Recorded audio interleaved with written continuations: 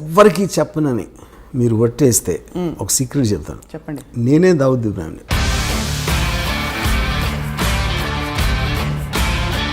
D company more డేంజరసా, RGV company more డేంజరసా అని ప్రశ్న అడుగుతుంది.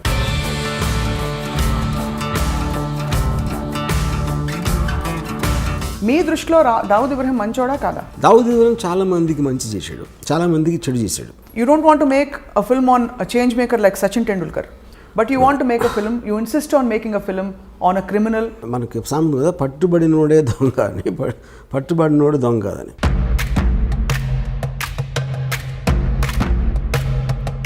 జస్ట్ క్రైమ్ చేశాడు కాబట్టి అతను చెడ్డోడు మంచోడు అంత సింప్లిస్ట్గా చేయడం కరెక్ట్ కాదు. నయీంకి ఏదో టెలివిజన్ ఛానల్ పెట్టాలనే ఒక తపన ఉండేదని, అలాంటి ఫ్యాన్సీతో ఆయనే స్వయంగా ఆయన మనుషులే లేకపోతే ఆయన ఆరాధకులు మీ చేత ఏమైనా సినిమా తీయించాలని అడుగుతున్నారు. ముంబై పోలీస్ కమిషనర్ శివానందన్ ఉండేవారు. ఆయన అడిగాను, డి కంపెనీలో ఎంతమంది ఉంటారు అనుకుంటున్నాను. నేను ఒక maybe 2-3,000.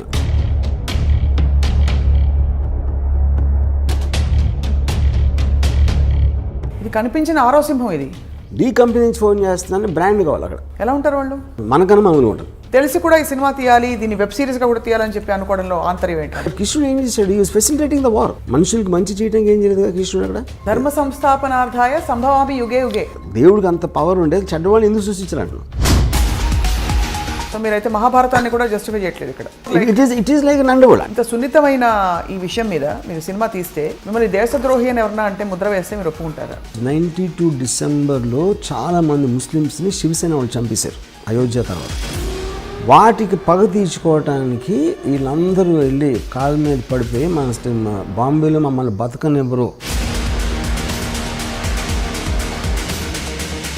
I'm not telling first of all justifying that Dawood Ibrahim is good for the country or bad for the country. జరిగిన జర్నీ చూపెడతాను. తర్వాత ఆయనకు వారసులు ఉన్నారా? ఒకటి his daughter died because of malaria. అంత పెద్ద క్రిమినల్ కూతుర్ని ఒక దోమ వచ్చి చంపేసినారు. మీ క్రిమినల్ ఇన్ఫ్లుయెన్స్ మీ మీద అయిందే.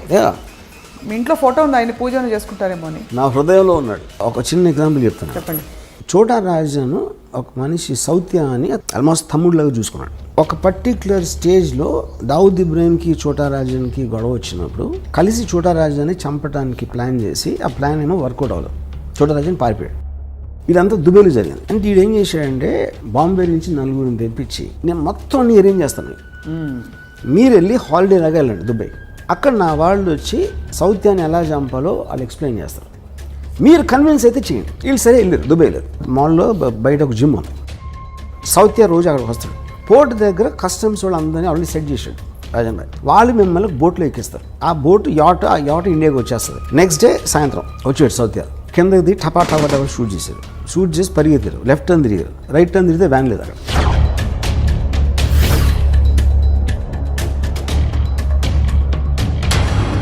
My goodness. ఓకే, ఇది ఇంకా నేను మీకు ఉరికినాయి మన ఇంటర్వ్యూ కాబట్టి చాలా తక్కువ చెప్పాను. దీని యాక్చువల్ స్టోరీ చెప్తే కింద పడిపోతారు. Doctor Ram Gopal Varma, PhD in underworld. ఒక థీసిస్ ఎవరైనా గౌరవ డాక్టరేట్ ఇచ్చేస్తారేమో నాకు భయంగా ఉంది.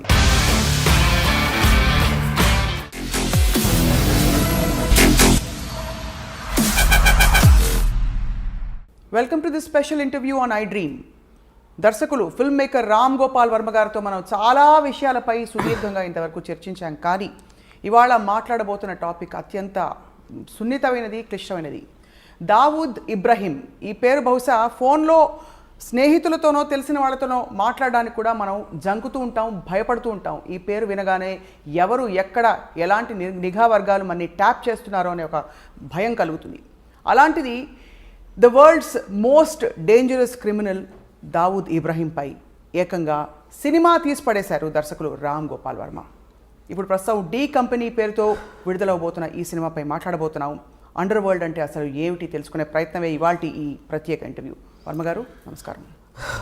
ఎవ్వరికి చెప్పనని మీరు ఒట్టేస్తే ఒక సీక్రెట్ చెప్తాను. చెప్పండి. నేనే దావుద్ ఇబ్రాహింని. ప్లాస్టిక్ సర్జరీ చేసుకుని అలా తిరుగుతున్నా రోడ్ల మీద. మేము చాలా సీరియస్గా గంభీరంగా మొదలు పెడితే మీరు కనీసం భయం సృష్టించడానికి కూడా మీరు అవకాశం ఇవ్వండి. But see jokes apart, because I studied, అంత స్టడీ చేసిన తర్వాత ఆల్మోస్ట్ తనలాగా ఆలోచించడం మొదలుపెట్టాను. అంటే మీరు అని చెప్తారు కదా, ఒక మనిషి ఒక 6 నెలలు ఉంటే వీరు వాళ్ళు అవుతారు, వాళ్ళు వీరు అవుతారు, సామెత ఉంది కదా. అలాగే నాకు because I constantly trying to understand, అర్థం చేసుకుని తను ఎలా ఆలోచిస్తాడు, ఎందుకు ఆలోచిస్తాడు అంత రీసెర్చ్ చేసి యాక్చువల్గా నేనే ఫీల్ అవుతున్నాను అది. మామూలుగా మీరు మంచి చెడు అని ఎప్పుడు విభజించారు మనుషుల్ని, కానీ ఇది సూటిగా అడుగుతున్న ప్రశ్న, మీ దృష్టిలో దావుద్ ఇబ్రహీం మంచోడా కాదా? ఇక్కడ పాయింట్, మంచి అనేది మంచి చేస్తారు, చెడు అనేది చెడు చేస్తారు, అంత సింప్లిస్టిక్ డెఫినేషన్ అది. దావుద్ ఇబ్రహీం చాలామందికి మంచి చేశాడు, చాలామందికి చెడు చేశాడు.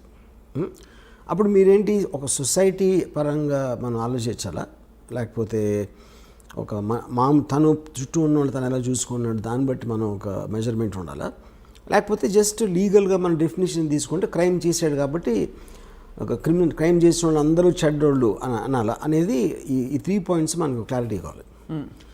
సో అఫ్ కోర్స్ ఇల్లీగల్గా అబ్స్కాండింగ్ కేసులో ఉన్నాడు, is a criminal person as per the law is concern. So దాంట్లో అప్పుడు ఈజ్ అ క్రిమినల్. తర్వాత మంచి చెడు అనేది నేను చెప్పేది, ఇప్పుడు తను నమ్మింది తను చేశాడు, దాని మూలం చాలామందికి మంచి జరిగింది. సో మీరు ఒక విషయాన్ని, ఇప్పుడు చెడ్డోడు ఎప్పుడు ఉంటాడు, you're actually justifying. I'm justifying అంటే justifying is not the word, because crime అనేది లీగల్ వర్డ్. అది ఎందుకు జరిగింది అనే దానికి ఒక మారల్ కాజ్ ఉంటుంది ఒక్కొక్కసారి. ఇప్పుడు 1980లో దొంగరిలో స్టార్ట్ అయింది డీ గ్యాంగ్ అనేది యాక్చువల్గా. ఆ టైంలో very lot of poverty and large families got some 14 people inside his home, brothers చెల్లెళ్ళు వీళ్ళందరూ కలిసి ఆ కైండ్ ఆఫ్ ఏ అట్మాస్ఫియర్లో ఆ ఇంజస్టిస్ ఫీల్ అయినప్పుడు somebody will want to do something rebellious. అది నక్సలైట్స్ కూడా అలాగే వస్తారు. Any kind of a rebel comes from that kind of a zone. అప్పుడు అది క్రిమినల్గా చేసిన తప్పుకి విచ్ ఇస్ లీగల్, కానీ తనకున్న పరిస్థితుల్లో ఒక ఎక్స్ట్రాడినరీ సర్కమ్స్టెన్సెస్లో చేసినప్పుడు ఆ పరిస్థితిని అర్థం చేసుకోకుండా మనం డైరెక్ట్గా అతను చెడ్డోడు క్రైమ్ చేశాడు కాబట్టి అనేది నాకు, that is where I don't want be judgemental.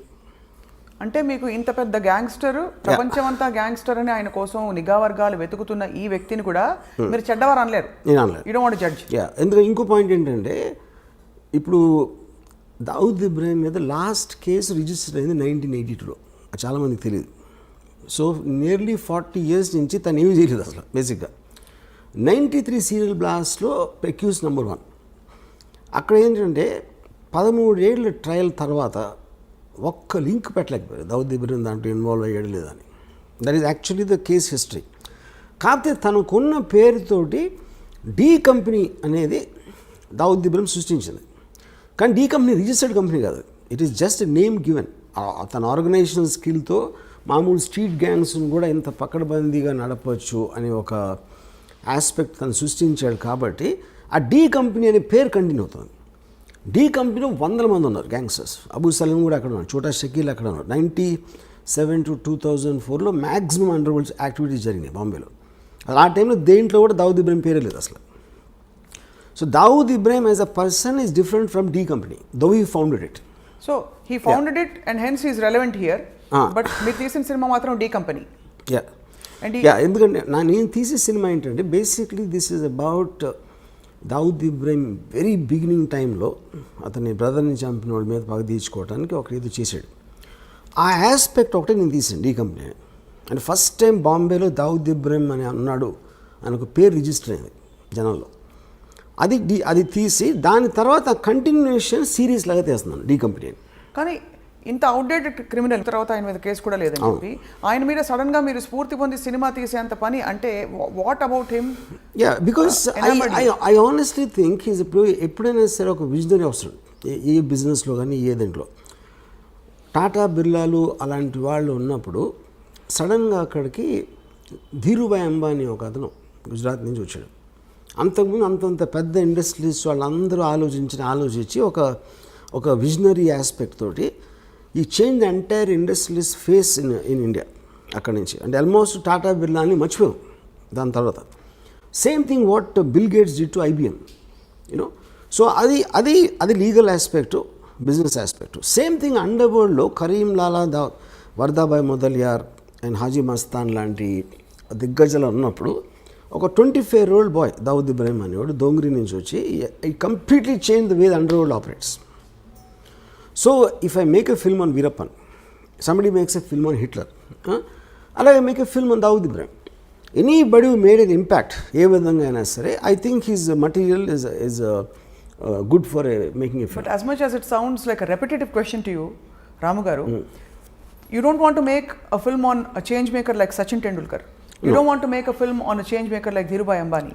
But you want to make a film, you insist on making a film on a criminal who has actually harmed the world in many ways. See, lot of people believe Dhirubhai Ambani also has done many things to become that. You know? So ఇప్పుడు మీరు మనకి సామెత కదా, పట్టుబడినోడే దొంగ అని, పట్టుబడినోడు దొంగ కాదని. ఎన్నో పాలిటీషియన్లు చేయొచ్చు, పోలీస్ ఆఫీసర్లు చేయొచ్చు. మనం ఎవరైతే లీగల్గా కరెక్ట్గా వాళ్ళు జైల్లో లేకుండా సక్సెస్ఫుల్ ఉన్నారనుకుంటే వాళ్ళ అందరి వెనకాల కూడా ఒక కథ ఉంటుంది ఏదో ఒకటి. సో నేను ఎంచుకునేది ఏంటి, నాకున్న చాయిస్లో మోస్ట్ డ్రామాటిక్గా అనిపించింది నేను అనుకుంటాను. ప్రతి క్రిమినల్, ప్రతి టెర్రరిస్ట్ కూడా ఒక పని చేసినప్పుడు తన వాళ్ళని ఎవరినో బెనిఫిట్ చేయడానికి చేసుకోవడం అనేది పరిణామం ఉంటుంది. కానీ దట్ స్టిల్ డజంట్ జస్టిఫై. దానికి చట్టాలు ఉంటాయి, పరిధులు ఉంటాయి, ప్రపంచం ఉంటుంది, రూల్స్ అండ్ రెగ్యులేషన్స్ ఉంటాయి.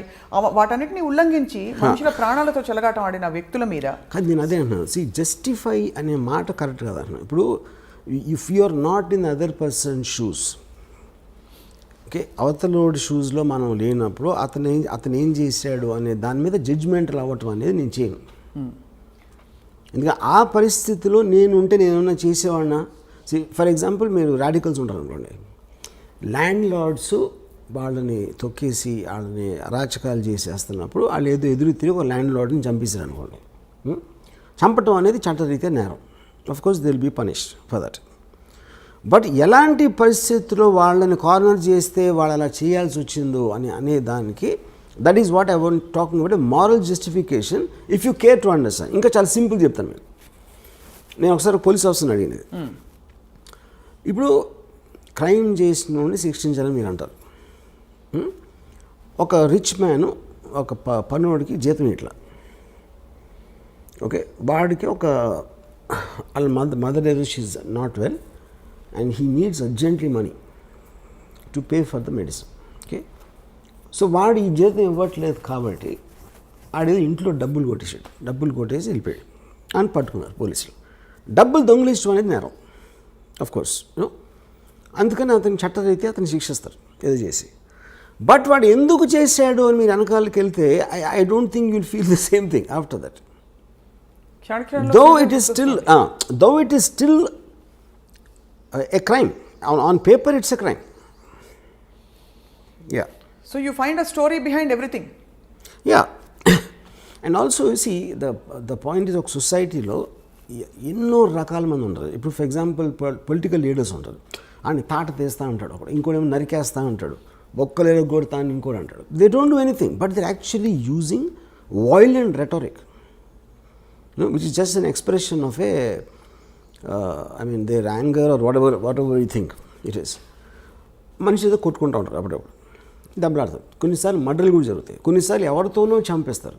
All of this are a result of the compelling forces which is happening. అది డబ్బు దొంగిలించడానికి చేస్తున్నారా, మీ పేరు సంపాదించడానికి, పగ తీర్చుకోవడానికి చేస్తున్నారా, లేకపోతే ఒక పొజిషన్లో ఇంకేమీ చేయలేక చేస్తున్నారా అనేది ప్రతి దాని వెనకాల వేరే వేరే కారణాలు ఉంటాయి.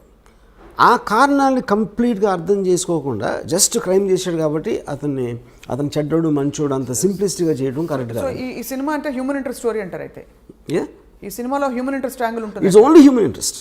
Only human interest. Actually this very little action. Almost ఆ పుకార్ ఏదో వచ్చింది నిన్నో మొన్నో, స్వయంగా ఆయనే ప్రొడ్యూస్ చేయించుకున్నారు సినిమా అని చెప్పి, మీ చేత తీయించుకోవాలని చెప్పి. ఇంకెవరు అంటే అలాగే ఉంది, వింటూ ఉంటే అంత గ్లోరిఫైడ్గా వినిపిస్తుంది. గారు, is it true that is he involved in any way? First of all Dawood Ibrahim I think must be around 65 now. తనకి ఇప్పుడు కొత్తగా వైట్ వాష్ చేసుకునే అవసరం లేదు పేరు, అది ఒక పాయింట్. రెండోది, నేను చేస్తున్నది ఏది తను చేసింది చేయలేదని చెప్పడం కానీ, తను చెయ్యింది చేసాడని చెప్పడానికి ఈ సినిమా ఉద్దేశం కాదు. ఈ film actually it is more or less. For example, he killed a person called Alamzeb 1983లో 82-83లో. ఆలంజేబ్ అని ఒక అతన్ని మర్డర్ చేశాడు అని వినటానికి ఒకలాగా ఉంటుంది. అసలు ఆలంజేబ్ ఎవడు, వాడేం చేశాడు, ఎందుకు చంపాడు అని మీరు తెలుసుకున్నప్పుడు అది హ్యూమన్ యాంగిల్ అవుతుంది. అప్పుడు ఆ ఇద్దరు వ్యక్తులు ఎవరు, ఎలాంటి వాళ్ళు, వాళ్ళ బ్యాక్గ్రౌండ్ ఏంటి, వీళ్ళకున్న రిలేషన్షిప్ ఏంటి, అసలు వాళ్ళ మధ్యన ఏం జరిగింది, ఇవన్నీ మీరు తెలుసుకోకుండా కేవలం ఒకడు మర్డర్ చేశాడు కాబట్టి ఆడు మంచోడ చెడ్డోడ అనేది I think that is what I'm trying to fight. So ఇదంతా మీరు ఏంటి అందరు థింకింగ్ మార్చాలనుకుంటున్నారా, ప్రధాన వెనకాల ఉంటుంది లేదో ఎంటర్టైన్మెంట్ వాల్యూ అంటారా? I want to tell the story. I just am interested in understanding human emotions. Right. Yeah. And I'm coming back to the same question, Ramu garu. ఇప్పుడు ఒక చిన్న ఎగ్జాంపుల్ చెప్తాను మీకు. మనందరూ ఎన్నది ఏంటంటే, ఒక సెకండ్ వరల్డ్లో నాజీ కాన్సన్ట్రేషన్ క్యాంప్స్లో జరిగిన ఘోరాతి ఘోరమైన థింగ్ అది ఇంతవరకు ప్రపంచంలో ఎప్పుడు జరగలేదు. వాళ్ళు తిండి పెట్టకుండా అస్థి పంజరాల్లాగా వాళ్ళు అయిపోయి వాళ్ళ గోతులు వాళ్ళే తీసుకోవాలి, వాళ్ళు చచ్చిపోవటం. ఎందుకంటే ఎక్కడ గొయ్యి తీసి అవ్వడు లేడు కాబట్టి వాళ్ళు రాగానే ఫస్ట్ వాళ్ళతో గొయ్యి తవ్వించారు. తవ్వించి ఇంకా వాళ్ళకి వాళ్ళు చూసుకోలేని పరిస్థితికి వచ్చేసరికి అందరినీ గోతు దగ్గర నిలబెట్టి గన్తో షూట్ చేసి వాళ్ళు గోతులు పడిపోయిన తర్వాత పాతిపెట్టారు. ఇది వింటే అసలు మనకి ఒళ్ళు అసలు ఎలాంటి మనుషులు ఇది చేస్తారు, చేయగలుగుతారు. ఒకటి చేశారు, కానీ వాళ్ళు మనలాంటి మనుషులే కదా, మనం ఇప్పుడు చేయగలుగుతాం, చేయలేం. దీని మీద నేను చాలా బుక్స్ చదివి అసలు ఎలా ఎందుకు జరిగింది అంటే, ఇప్పుడు వాళ్ళు ఒక పిచ్చోళ్ళు అన్నవి ఉండాలి, లేకపోతే అలా చేసినందుకు వాళ్ళకి ఏదైనా, ఇప్పుడు ఫర్ ఎగ్జాంపుల్ పోలీసులు కొట్టారు అనుకోండి, ఆయన టార్చర్ చేసి వాడిలోంచి ఒక నిజం తెప్పించడానికి ట్రై చేస్తారు, అదొక కారణం ఉండొచ్చు. Coming back to the concentration camps, నేను ఫైనల్గా ఏం రియలైజ్ అయ్యానంటే, ఇప్పుడు హిట్లరు టోటల్గా జూస్ అందరినీ జర్మనీలోంచి పంపించారు. అందరినీ కలెక్ట్ చేసుకుని హోల్డింగ్ ఏరియాలో పెట్టి ఒక చోట అక్కడి నుంచి ట్రాన్స్పోర్ట్ చేయాలనేది ఫస్ట్ డెసిషన్. ఓకే, ఈ డెసిషన్ ఎక్కడ బెడిచుకొట్టిందంటే, ఈ పోలాండ్ తోటి వార్ స్టార్ట్ అయింది, అక్కడి నుంచి గ్రేట్ బ్రిటన్ అటాక్ చేసింది. సడన్గా మొత్తం ట్రాన్స్పోర్టేషన్ అంతా కొలాప్స్ అయిపోయి వీళ్ళని ట్రాన్స్పోర్ట్ చేసే పరిస్థితి పోయింది. పోయేసరికి ఆల్రెడీ కలెక్ట్ చేసి అందరూ వచ్చేస్తున్నారు కాబట్టి వాళ్ళకి పెట్టడానికి వార్ జరుగుతుంది. మొత్తం అందరూ సోల్జర్స్ అందరూ వార్లో బిజీగా ఉన్నారు, వీళ్ళని గార్డ్ చేయడానికి మనుషులు లేరు. అప్పుడు ఏం చేశారంటే, చాలా స్ట్రిక్ట్ పనిష్మెంట్ ఇవ్వకపోతే వాళ్ళు భయపడరు. లైన్లో నుంచోండి అంటే నుంచోట్లేదు అనుకోండి, మీరు 3-4 సార్లు చెప్తారు, కానీ ఉన్న 4-5 గార్డులు 100 మందిని చేయాలి అంటే ఎవరన్నా లైన్లో నుంచోపోతే టపాక్కని షూట్ చేసి పెట్టారు. ఆ భయంతో చచ్చినట్టు లైన్లో నుంచోవాలనేది పాయింట్. రేషన్స్ లేవు, తిండి లేదు, బయట నుంచి రావట్లేదు. అందుకని ఏం చేశారంటే, ఉన్న దాంట్లో సర్దుకోవాలి కాబట్టి చిన్న బ్రెడ్ మొక్క, ఒక చిన్న సూప్ ఏదో ఇచ్చారు. ఆబ్వియస్లీ అది న్యూట్రియంట్ సరిపోదు కాబట్టి the kept on becoming thinner and thinner.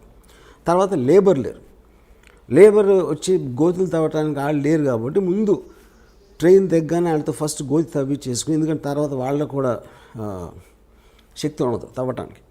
ఇవన్నీ ప్రిపరేషన్ చేసి ఇది చేశారు. సో ఇవన్నీ మీరు అన్నారనుకోండి, మీరున్నా నేనున్నా అదే చేసేవాళ్ళు. ఏది ఆ పరిస్థితికి తీసుకొచ్చింది ఎవరు? హిట్లర్. ఒక డెసిషన్. హిట్లర్ ఆ డెసిషన్ ఇలా చంపాలని చేసాడా? చేయలే. తను అనుకున్నది ఏదో వర్కౌట్ అవ్వలేదు అక్కడ. So every decision will create situations which not are necessary in your control after some time.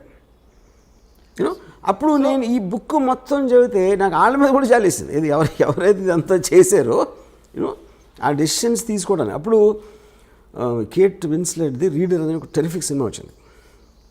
She worked as a guard in one of these camps మాట. ఫైర్ యాక్సిడెంట్ జరిగితే ఎవరు తప్పించుకోవకుండా ఉండటానికి తను తీల ఏది మన అదే ప్రిజనర్స్ తప్పించుకోకుండా చెయ్యాలని అమ్మాయిది జాబ్ అక్కడ. ఎప్పుడైతే గేట్లు తీయలేదో వాళ్ళు చచ్చిపోయారు.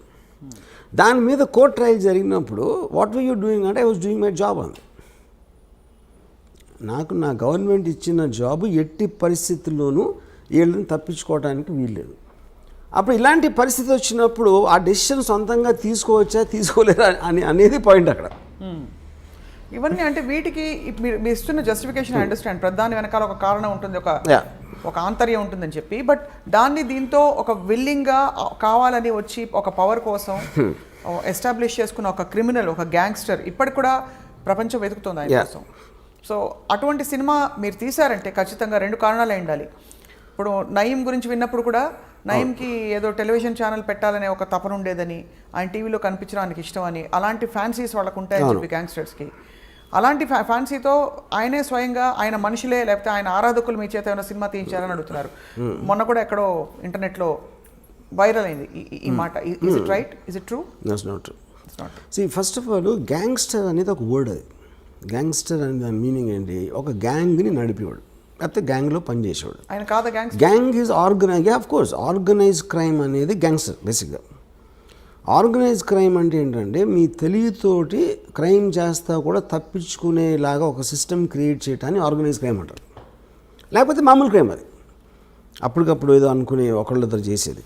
ఒక గ్రూప్ ఆఫ్ పీపుల్ కూర్చుని ప్లాన్ వేసి ఇలా చేస్తే మనం పట్టుబడం, ఇలా చేస్తే మనం పైకి వస్తాం, ఇలా చేస్తే అలా అవుతుంది అని ఒక ప్లాన్ ప్రకారం ఒక గ్రూప్ ఆఫ్ పీపుల్ చేయటాన్ని ఆర్గనైజ్ క్రైమ్ అంటారు. So for example D company ఉందనుకోండి. డీ కంపెనీ నేను ఒక 1999-2000లో ఒక ముంబై పోలీస్ కమిషనర్ శివానందన్ అని ఉండేవారు. ఆయన అడిగాను, డీ కంపెనీలో ఎంతమంది ఉంటారు అనుకుంటున్నారు? నేను ఒక మేబీ 2,000-3,000, మ్యాక్సిమం 20 మంది ఉంటారు. నాకు షాక్ అది. అంటే ఎందుకంటే ఎంత ఎక్కువ మంది ఉంటే న్యూస్ బయటకు వచ్చేటప్పుడు అంత ప్రమాదం ఉంటుంది. అన్ని నోళ్ళు మూయించాలి, అన్ని నోళ్ళను కంట్రోల్ చేయాలి. అది చాలా క్లోజ్ గ్రూప్ ఉంటుంది. కానీ డీ కంపెనీ కోసం పనిచేసే వాళ్ళు వేలల్లో ఉంటారు. కానీ వాళ్ళు ఎవ్వరికి కూడా డీ కంపెనీకి పనిచేస్తున్నట్టు తెలియదు చాలామందికి దాంట్లో. Which is the whole power of an organization. They don't know their employer. They don't know their employer. అంటే ఇది కంపెనీ ఉండొచ్చు. ఫర్ ఎగ్జాంపుల్ నా దగ్గరికి ఒక ప్రొడ్యూసర్ వస్తాడు. ఆ ప్రొడ్యూసర్ వచ్చి నేను మీద సినిమా తీస్తానంటాడు. సో ప్రొడ్యూసర్ పేరు ఏదో ఉందాడు, అది సపోజ్ అటు సినిమా తీస్తాడు. సినిమా అనేది లీగల్ బిజినెస్. అప్పుడు నేను తీస్తాను సినిమా, కానీ అతను డీ కంపెనీ మనిషి. కానీ నేను పనిచేసేది ఎవరికి? ఇతనికి. ఇప్పుడు మీరు కలిసిన ప్రతి ఒక్కరు వాళ్ళ బ్యాక్గ్రౌండ్ మీకు తెలియదు కదా, తెలియడానికి ఛాన్సే లేదు కదా, you know. So this is how సట్లీ it operates.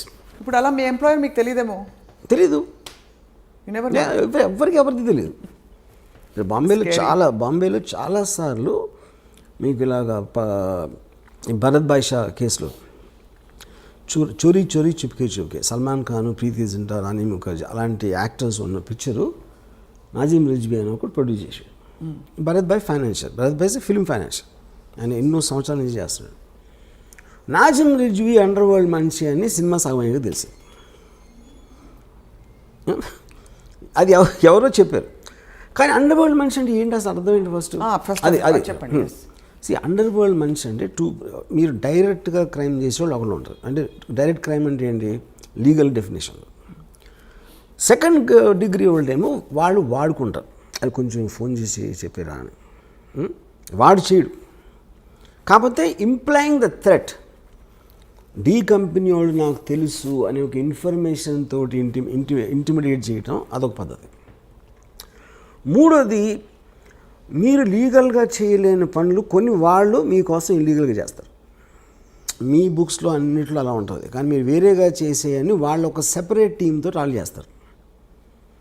Okay, for example లీగల్గా మీరు ఇంపోర్ట్ చేసుకున్నారు అనుకోండి, ఒక 100 వీసీఆర్లు ఆ టైంలో చెప్తున్నాను. ఇల్లీగల్గా 500 వీసీఆర్లు వస్తాయి. 500 వీసీఆర్లు డీ కంపెనీ వాళ్ళు పంచుకుని వాళ్ళు చేసి మీ ఫెసిలిటేట్ చేసినందుకు మీకు కొంత ఇస్తారు, మిగతా వాళ్ళు తీసుకుంటారు.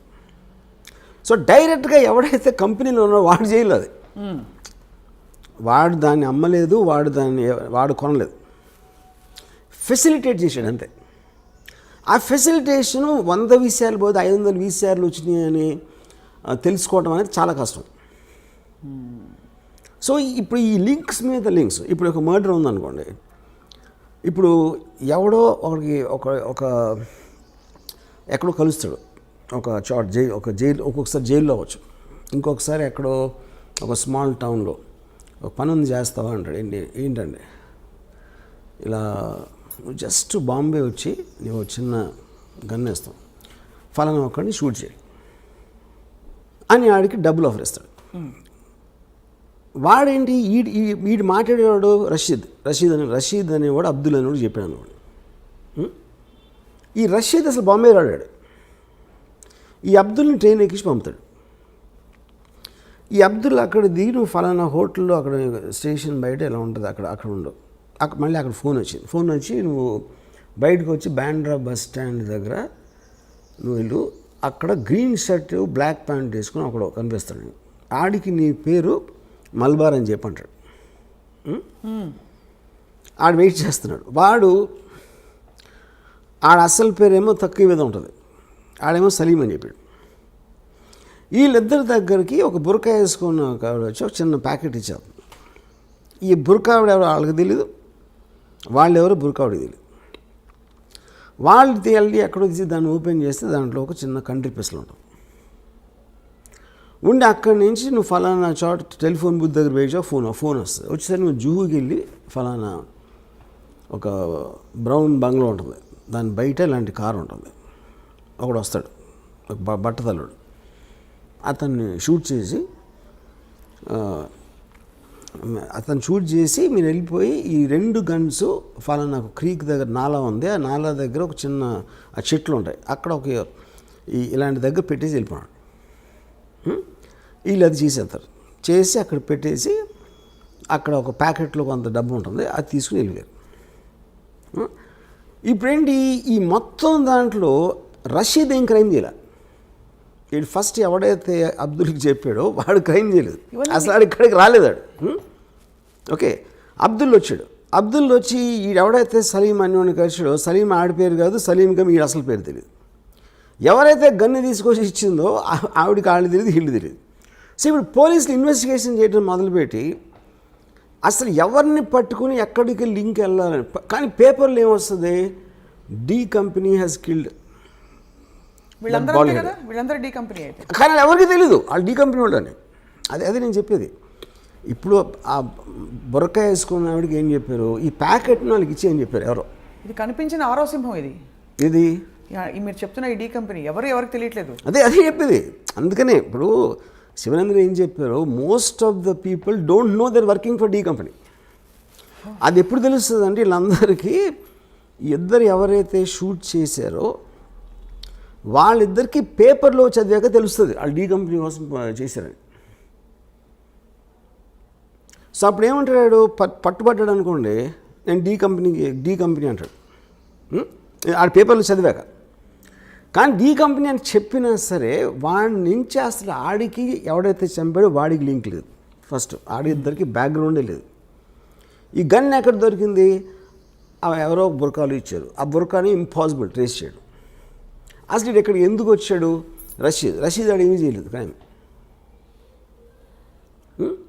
సో మీ ఇన్ని లింకులు చైన్లో పెట్టి మధ్యలో ఒక లింక్ తీస్తాను. ఎప్పుడైనా ఇన్వెస్టిగేషన్ కొంచెం కాంప్లికేట్ అయిందంటే ఒక్క లింక్ తీసేస్తారు. ఫర్ ఎగ్జాంపుల్ రషీద్ ఉన్నాడు అనుకోండి, రషీద్ని ట్రాక్ చేయొచ్చు అని అనుకుంటే రషీద్ని అక్కడి నుంచి తప్పించేస్తారు. So this is what is called organised crime. కానీ ఈ మొత్తం దీంట్లో మీకు మెయిన్ బాసెస్ ఎవరైతే ఉన్నారో దుబాయ్లో కానీ ఎక్కడైనా వాళ్ళ పేర్స్ ఉండదు. అక్కడ వాళ్ళు దుబాయ్లోనే ఉన్నారు. వాళ్ళు దుబాయ్లో ఉండొచ్చు, కరాచీలో ఉండొచ్చు, కెనియాలో ఉండొచ్చు, వేరే కంట్రీస్లో ఉంటారు, నాట్ ఎట్ వన్ ప్లేస్. కానీ పాయింట్ ఏంటి, వాళ్ళని దీంట్లో బుక్ చేయడం అనేది ఇంపాసిబుల్ అసలు మీకు తెలిసినా కూడా. కానీ వాళ్ళ పేరు తెలియని ఎందుకు అనుకుంటారు, వాళ్ళకి బ్రాండ్ కావాలి. ఇప్పుడు ఎవరో తెలియని వాడు మీకు ఫోన్ చేసి బెదిరించాడు అనుకోండి, మీరు బెదరు కదా. డి కంపెనీ నుంచి ఫోన్ చేస్తున్నాను, బ్రాండ్ కావాలి అక్కడ. అది ఎవరైనా చెప్పుకోవచ్చు కదా. చెప్తారు కూడా. ఇప్పుడు మన కెమెరా చెప్తారు, ఎవరైనా చెప్తారు కూడా. కానీ వాళ్ళని ఎట్లా నమ్మి భయపడతారు? ఇప్పుడు ఇంకా ఛాన్స్ తీసుకోవాలంతే. ఇప్పుడు నేను అదే 100% చాలాసార్లు ఈ పెద్ద పేర్లు ఉన్న ఈ పరిటాల రవి కానీ ఫర్ ఎగ్జాంపుల్ ఫ్యాక్షన్ లీడర్స్ వాళ్ళ పేర్ల మీద వేరే వాళ్ళు చాలామంది చేస్తారు అది. సో ఇదంతా ఎక్కడ సేకరించారు వర్మ గారు మీరు ఈ ఇన్ఫర్మేషన్? మీరు డి కంపెనీ మనుషులతో మాట్లాడారా? I spoke to something. నాకు ఒక అప్పా చాచా అని ఒక 79 మనిషిని కలిసాను ఒక 2 years back. He is actually member of the D gang. దొంగరీలో ఫస్ట్ స్టార్ట్ అయినప్పుడు he saw Dawood Ibrahim from when he was 18 years old. He met him? Yeah, he was with him. అంటే అదే ఏరియాలో ఉంటారు అందరూ కలిసి అదే ఆడుకునే వయసు నుంచి he knows Dawood Ibrahim. So he was a part of the D gang. On the beginning ఇయర్స్లో. అంటే ఆల్మోస్ట్ దావుద్ ఇబ్రాహిం ఇక్కడి నుంచి 85లో వెళ్ళిపోయాడు బాంబే నుంచి. అప్పటి వరకు he was very close to the inner circle you know. So అలాగా కొంతమంది రిటైర్డ్ పోలీస్ ఆఫీసర్స్, కొంతమంది జైలు నుంచి బయటకు వచ్చిన వాళ్ళు, కొంతమంది ఆ టైంలో చాలా హెవీగా ఇన్వాల్వ్ అయ్యి మళ్ళీ మధ్యలో వచ్చేసి లీగల్ బిజినెస్లోకి వచ్చేసారు కొంతమంది.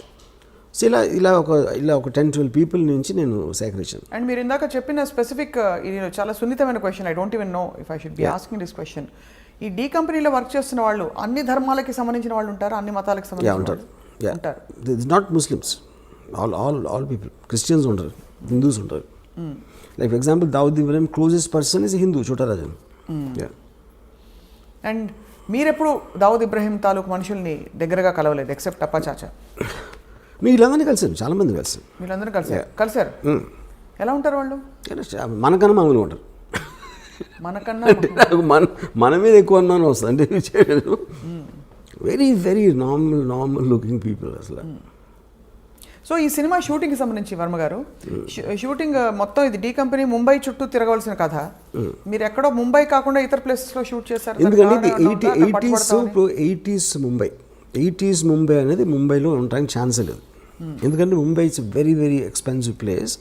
ఉన్న రియల్ ఎస్టేట్ అంతా మార్చేస్తారు బిల్డింగ్లు కట్టేసి. సో 1980లో ఉన్న అట్మాస్ఫియర్ బాంబేలో దొరకడం ఇంపాసిబుల్. సో కొన్ని నేను గోవాలో చేశాను అలాంటిది రీప్లేస్ చేయడానికి, కొన్ని షాట్ ఇన్ హైదరాబాద్. ఈ సినిమా తీయడం వల్ల మీకు అనేక చోట్ల నుంచి ఒక విధమైన రిస్క్ కాదు, ఒక విధమైన అన్కంఫర్టబుల్ సిచ్యువేషన్. ఒకటి, చాలామంది సివిలియన్ రైట్స్ కోసం పోరాడుతున్న వాళ్ళు, దేశభక్తి ఉన్న వాళ్ళు ఎవరైనా సరే ఇప్పుడు ఒక గ్యాంగ్స్టర్ మీద మీరు సినిమా తీసి ఏం ప్రూవ్ చేద్దాం అనుకుంటున్నారు, ఇతను తప్ప ఎవరు దొరకలేదా అని ప్రశ్నించే వాళ్ళు ఉంటారు. సరే, అది క్రిటిసిజం. రెండోది, మీరు ఒక ఇలాంటి ఒక క్రిమినల్, మన దేశానికే ముప్పు తెచ్చిపెట్టిన ఒక క్రిమినల్ని ఈ విధంగా మీరు సినిమా తీసే అంతగా గ్లోరిఫై చేస్తారా అని చెప్పి మీకు అఫీషియల్గా కేంద్రం నుంచి అనేక చోట్ల నుంచి ఉన్న సర్కార్ వల్ల మీకు అనేక విధాల డిసప్రూవల్ వస్తుంది. తెలిసి కూడా ఈ సినిమా తీయాలి, దీన్ని వెబ్ సిరీస్గా కూడా తీయాలని చెప్పి అనుకోవడంలో ఆంతర్యం ఏంటంటే, ఇప్పుడు పాయింట్ ఏంటంటే క్రైమ్ అనేది it's a fascinating thing for everybody. ఎందుకంటే మీరు పొద్దున్న టీవీలో న్యూస్ చూసినా సరే, పేపర్ చదివినా సరే, మ్యాక్సిమం 80% క్రైమ్ న్యూస్ కవర్ చేస్తారు. ఇవాళ మొత్తం వెబ్ సిరీస్లో the most famous is Narcos, which is do with gangsters and underworld. Okay, so ఇన్హెరెంట్గా మనకున్న బోరింగ్ లైఫ్స్ నుంచి we are always attracted to study and understand or relish such people. So the attraction towards violent people, including Mahabharatam. See, Mahabharatam also, they're not gods, no, they're power politics and they use lot of violence and gundais. God, but Krishna ఏం చేశాడు? He was facilitating the war. అది మనుషులకి మంచి చేయడానికి ఏం చేయలేదు కదా కృష్ణుడు అక్కడ.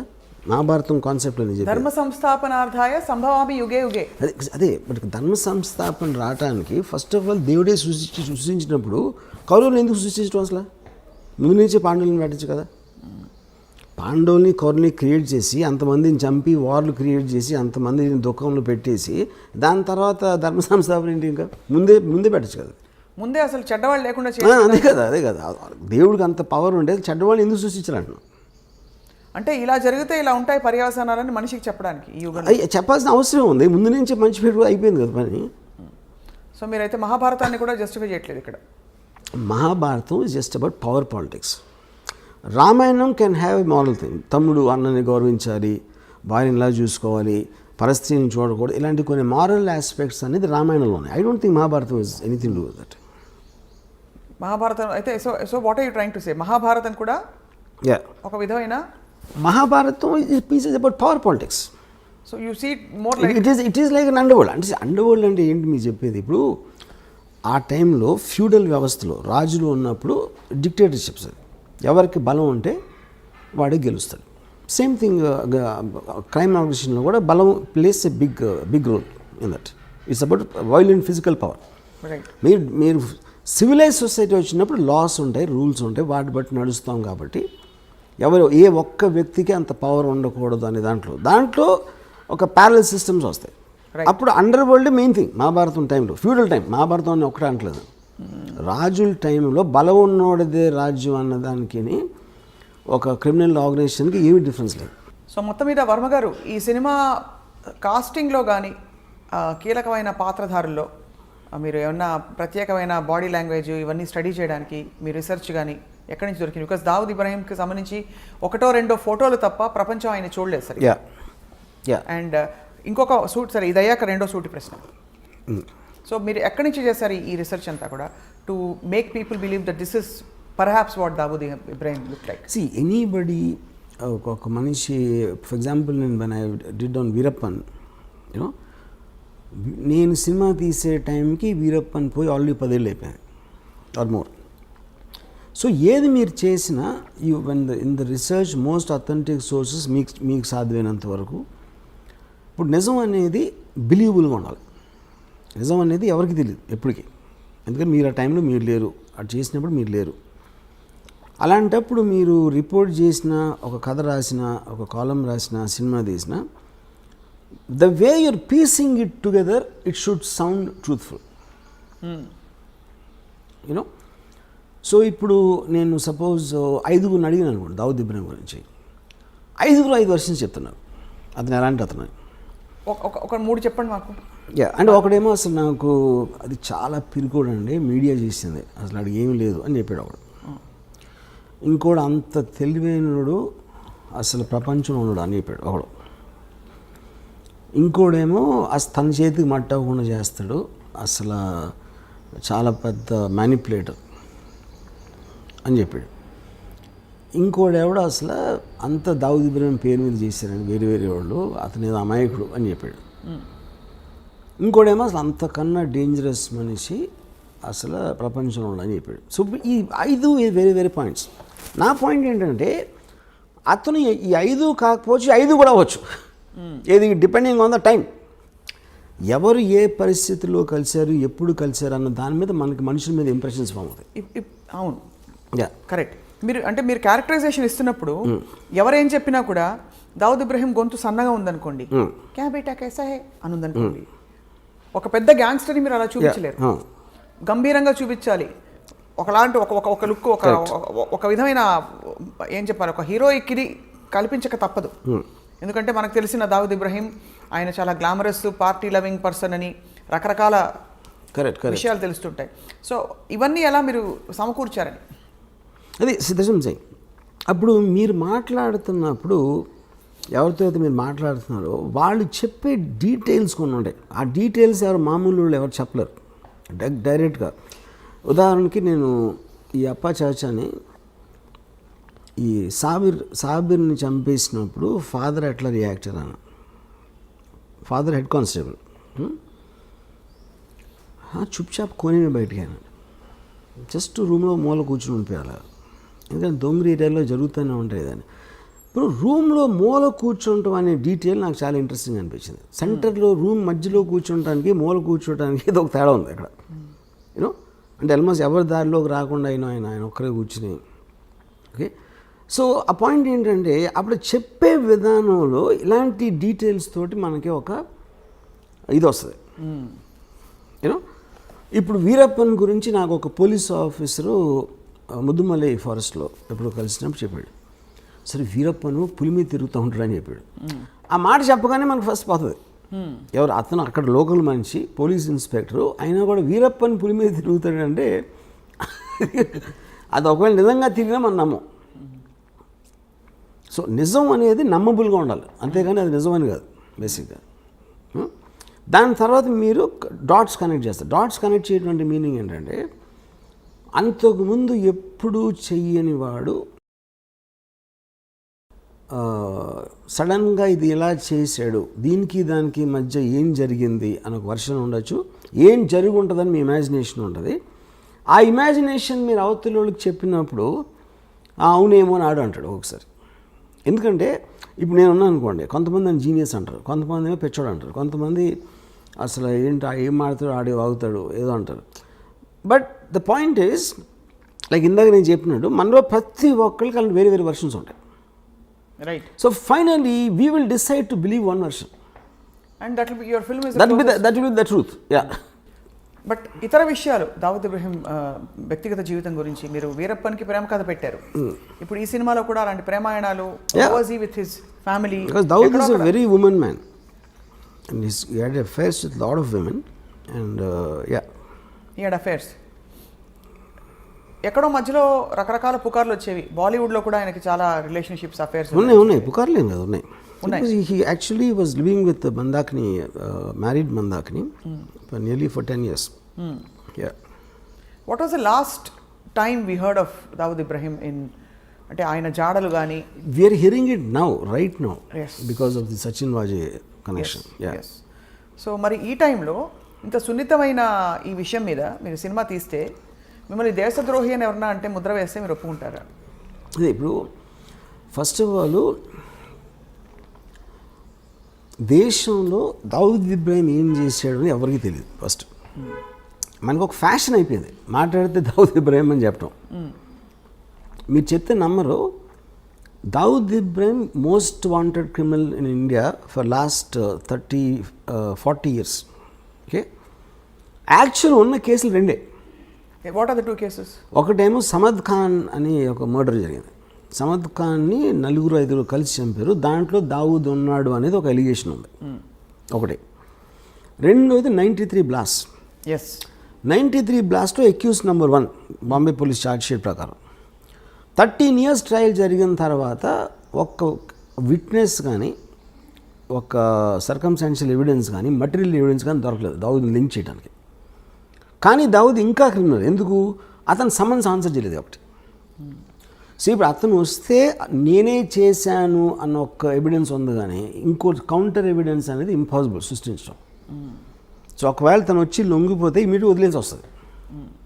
ఓకే, వాళ్ళు ఏదో డీలే చేస్తారు ఇలాంటివన్నీ చేసి, బట్ తను రావాల్సిన అవసరం లేదు. సో బేసిక్గా మనం ఎంతసేపు దావూద్ పెద్ద క్రిమినల్ ఏం చేసిండే ఎవరికి తెలియదు. కానీ ఏ క్రైమ్స్లో ఆయన actually involved other than all this? నాకు పర్సనల్గా నా రీడింగ్ ఏంటంటే, is a highly intelligent guy and he used crime in the beginning days to become legitimately successful. So తను దుబాయ్ షిఫ్ట్ అయిపోయిన తర్వాత ఈ కసినోసు లేకపోతే హోటల్స్ ఇలాంటి అన్ని లీగల్ బిజినెస్ స్టార్ట్ చేసి ఈ was living very posh cars and big bungalows and sheikh తోటి లంచ్ చేసాడు, దుబాయ్ షేక్ తోటి. యూనో ఆ స్టేజ్కి వెళ్ళిన తర్వాత అసలు క్రైమ్ చేసిన అవసరం లేదు. ఎవరైనా క్రైమ్ ఎందుకు చేస్తారు? There has to be some reason for to do that. Already తన సక్సెస్ 1986లో వచ్చిన తర్వాత why would he be indulging? అలా చూస్తే అంటే పవర్కి అంత ఉంటుందా? అంత ఉండదు. కానీ అదే కానీ దాని తర్వాత if is legally making hundreds and thousands of crores, why would you do these cheap things like 50 lakhs? అంటే కిక్ కాదా? Is it not I mean that kind of getting that kind of power? Power ని అవసరానికి వాడుకోవడం కూడా తప్పే. But what is ఇప్పుడు two different things. 93 before people used to take pride బాయ్ को जानता हूँ, బాయ్ని డిన్నర్ भी बुलाया. ఈ పెద్ద వాళ్ళందరూ actually they use to flaunt their connections. Because అప్పుడు అండర్ వరల్డ్ ఏంటంటే it was more like a ఒక ఫ్లాంబాయింట్ థింగ్. గొడవైనా ఇంటర్నల్ గ్యాంగ్ వార్ఫేర్ అలా ఉండేది, కానీ జనాలు బయట మీదకి వచ్చారు కదా. ఇప్పుడు 93లో టెర్రరిస్ట్ యాంగిల్ జరిగింది. ఐఎస్ఐ మౌలానా 93 బ్లాస్ట్ మౌలానా టెర్రర్ యాంగిల్ అనేది అటాచ్ అయింది. That is when the perception change. కానీ ఆ పర్సెప్షన్ ఎందుకు వచ్చింది? Because the police have charged him, which they can't prove till today. Except for that we never heard of him in any case. Okay, తర్వాత ఇప్పుడు already తను అనిల్ కపూర్, సంజయ్ దత్ లాంటి పెద్ద stars తన పక్కన ఉండి దుబాయ్ షేక్ తోటి లంచ్ చేస్తున్నాడు. Why would involve in this petty crime? దాని మూలానే మీకు ఆ పవర్ ఎక్కువ. కానీ ఎవరికో ఫోన్ చేసి 50 లక్షలు 1 కోటి రూపాయలు అని బెదిరించి చేసేది దానికన్నా అదే ఎక్కువ, ఇది ఎక్కువ. అంటే అదే స్థాయిలో 50 crores 50 lakhs 1 crore ఉంటుందని ఎందుకు అనుకోవాలి? ఇంకా పెద్ద స్థాయిలో దేశానికి అంటే చాలా తీవ్ర స్థాయిలో భద్రతకి ముప్పు కలిగించే. That is when the 93 blast happened. 93 బ్లాస్ట్లో బికాజ్ 92 డిసెంబర్లో చాలామంది ముస్లిమ్స్ని శివసేన వాళ్ళు చంపేశారు అయోధ్య తర్వాత. వాటికి పగ తీర్చుకోవటానికి వీళ్ళందరూ వెళ్ళి కాళ్ళ మీద పడిపోయి అసలు బాంబేలో మమ్మల్ని బతకనివ్వరు అని మొత్తం బైకలా దొంగరి మహమ్మద్ అలీ రోడ్లో ఉన్న ముస్లిమ్స్ మాకున్న దైవం ఒక్కడవే అని చెప్తే ఆ ఎమోషన్లో పగ తీర్చుకోవటానికి ఈ సీరియల్ బ్లాస్ట్ చేసాడు అనేది జనరల్ బిలీఫ్. ఇది even the police. The first part of it is also general belief. ఇది ఇలా ఇలా ఫలానా శివసేన వాళ్ళు No, చంపించారు, అది కరెక్ట్. అది దట్ ఈస్ రికార్డెడ్ థింగ్. అది దట్ ఈస్ రికార్డెడ్, బట్ దానివల్లే ఇది చేయించారన్నది general belief. Yeah, general belief including the Bombay police charge sheet. అదే ప్రతీకార చర్య. Yeah, to take revenge on the killing of the Muslims in December is why he did the blast అనేది official charge sheet. అది so which means Yeah. ఆయన scale of crime ఒక వ్యక్తిగత cause నుంచి ఒక సమూహానికి సంబంధించిన కాజ్గా పెరిగింది. అండ్ ఈ విషయంలో ఆల్సో కొంచెం దేశ పౌరులు, దేశ భద్రత, ఒక మతపరమైన చర్యగా కూడా మారింది. So he scale of operation has grown. So what is the guarantee? But see, నేను ఒక two things. What Daw did is different, what the police are saying is different, what I believe is different. This kind of a person I believe will not do it to jeopardise his entire operations. ఎందుకంటే దాని మూలాన maximum నష్టం వరకు వచ్చింది దావుద్ ఇబ్రహీంకి వచ్చింది serial blast మూలం. So you because completely cut off from the అందులో ఆయనకు వచ్చేదేం లేదు కానీ ఆయన కాబట్టి ఆయన చేయడంటారు. Yeah, because it's too smart and too selfish to intelligence this public charity. Even if it's triggered religiously. Whatever, because he's not a religious guy, first of all. He never went to a mosque. Yeah. He never went to a mosque. How do you have evidence of that? But he never talked about God. All Muslims maximum God in front చేస్తారు కదా ఇప్పుడు. Dawood Ibrahim never spoke about God. So ఈ కాంటెక్స్లో వర్మ గారు, your mentioning Anil Kapoor, Sanjay Dutt వీళ్ళందరూ కూడా ఆయన సన్నిహితంగా ఉండేవారు.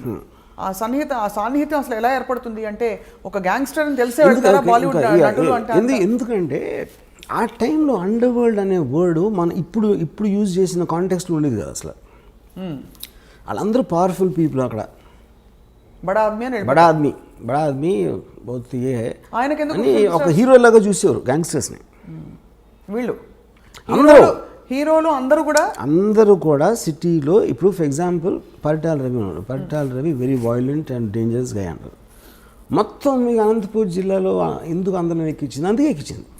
కానీ ఇక్కడ తేడా ఏమొస్తుంది వర్మ గారు? ప్రధానంగా ఒక అబ్స్కాండింగ్ ఇలాంటి క్రిమినల్కి ఒక పొలిటికల్ ఫేస్ ఉండే ఒక తీవ్రమైన వ్యక్తికి there is a big difference. ఈ మనిషి అందుబాటులో ఉన్నారు, ఈ మనిషి తప్పించుకుని వెళ్తున్నారు కాబట్టి ఎక్కడ ఉన్నాడో తెలియదు. ఈచ్ పర్సన్ తను ఉన్న పొజిషన్, తను ఉన్న సిచ్యువేషన్లో తనకు అనుగుణంగా అడ్వాంటేజ్ తీసుకుంటాడు. పరిటాల రవి అనే మనిషి అనంతపూర్లో ఉన్నాడు. అనంతపూర్లో ఏమేమి మనకు వర్కౌట్ అయితే వేరే ఉంటాయి. దుబాయ్లో దావుద్ ఇబ్రహీం అంటే తనకు వేరే వర్కౌట్ అవుతాయి.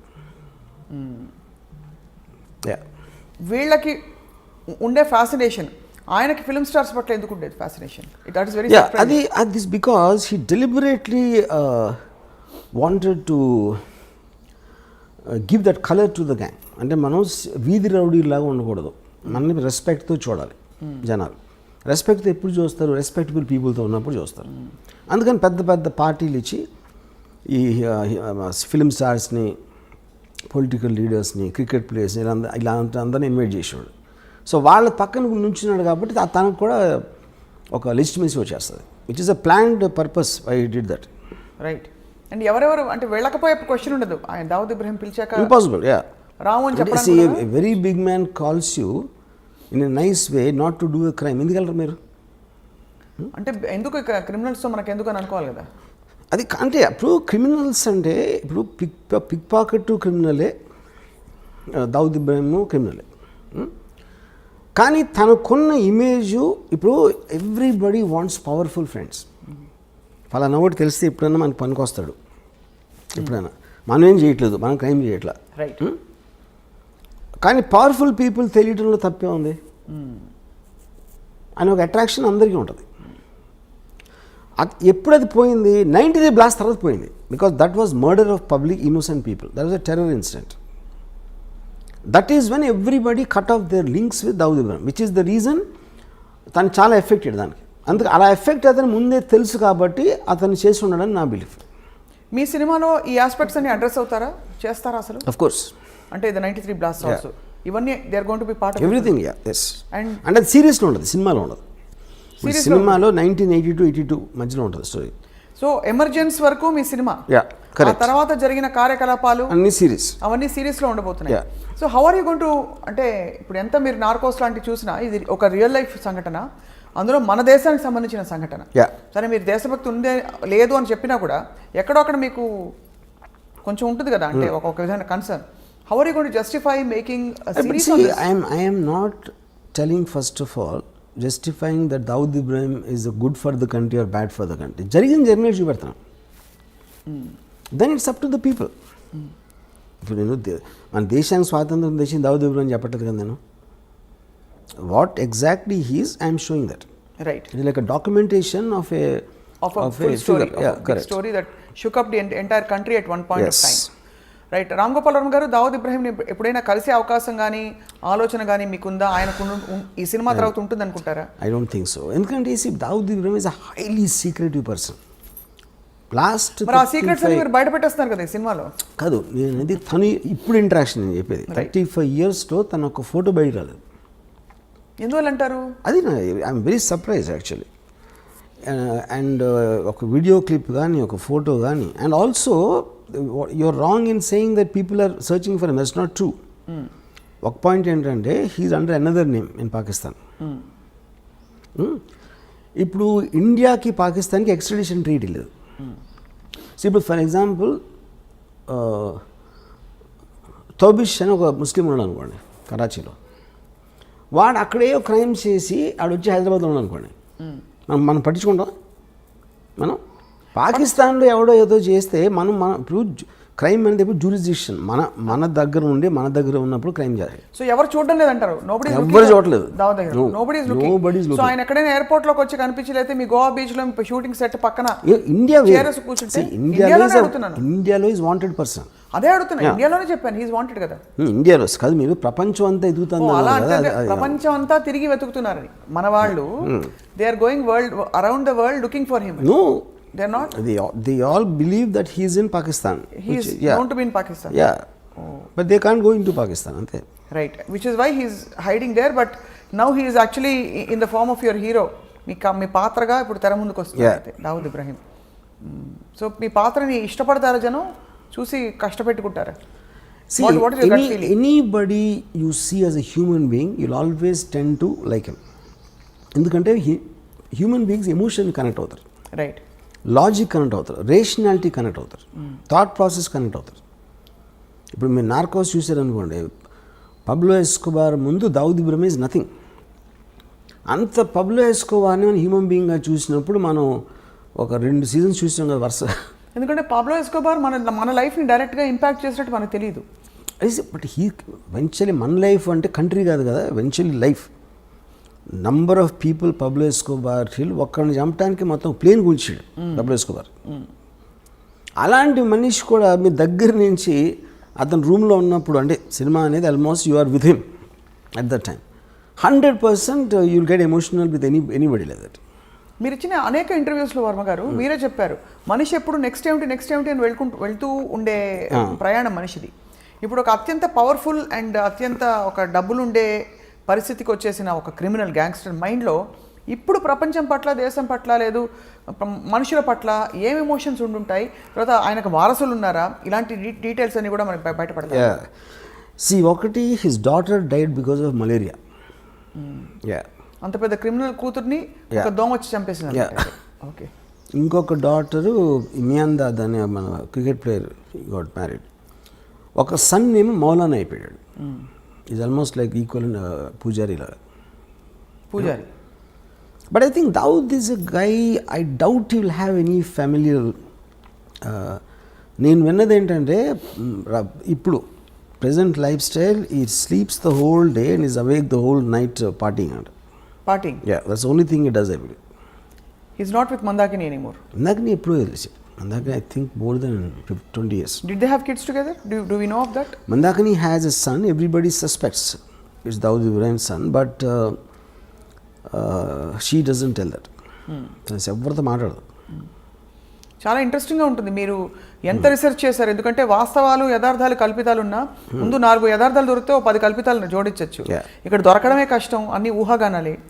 ఈ మనిషిని ఎవరు చూడలేదు. ఇంకోటి అసలు ఇన్సైట్ కోసం ట్రై చేయరు అసలు. నాకు ఎంతసేపు పైన చూసేసి ఒక ఇప్పుడు బ్యాడ్ పర్సన్, గుడ్ పర్సన్ అని ఎక్కడ ఉండడు. బ్యాడ్ పర్సన్ అంటే ఎందుకు బ్యాడ్ అయ్యాడు తెలుసుకోకుండా బ్యాడ్ అంటాం అనేది ఇట్స్ వెరీ సూపర్ఫిషియల్ జడ్జ్మెంట్. కానీ ఎందుకు బ్యాడ్ అయినా కూడా దేశద్రోహంలో కానీ మనుషుల్ని చంపడంలో కానీ పాల్పడితే ఖచ్చితంగా అది ఫస్ట్ బ్యాడ్ అనేయాలి. తర్వాత మనం బ్యాడ్ ఎందుకు అయ్యాడని పిహెచ్డి చేసుకోవచ్చు. కానీ అన్నది that is what I'm saying. ఇప్పుడు క్రైమ్ అని లీగల్ సిస్టమ్ ఉన్నదే ఎందుకు, టోటల్ సొసైటీకి ఉన్న ఒక కంబైన్డ్ గుడ్ కోసం ఈ చేయకూడదు అని కొన్ని రూల్స్ పెట్టుకుంటాం. ఆ రూల్స్ని అధిగమించిన నుండి క్రిమినల్ అంటాం. That obviously is going to be. కానీ ఆ రూల్స్ని అడ్డు పెట్టుకుని వేరే వాళ్ళు they might do worse than that because they are smarter in different positions. అలాంటిది అవతల వాళ్ళు ఫీనప్పుడు వాళ్ళు రిబెల్ అవుతారు. రిబెల్స్ అంటే ఏంటి, బేసిక్గా were thumbing the nose against the system.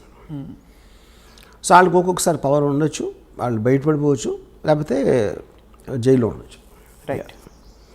So ఇప్పటికే దాదాపు పెద్ద పెద్ద క్రిమినల్స్ అందరూ కవర్ అయిపోయారు వర్మ గారు.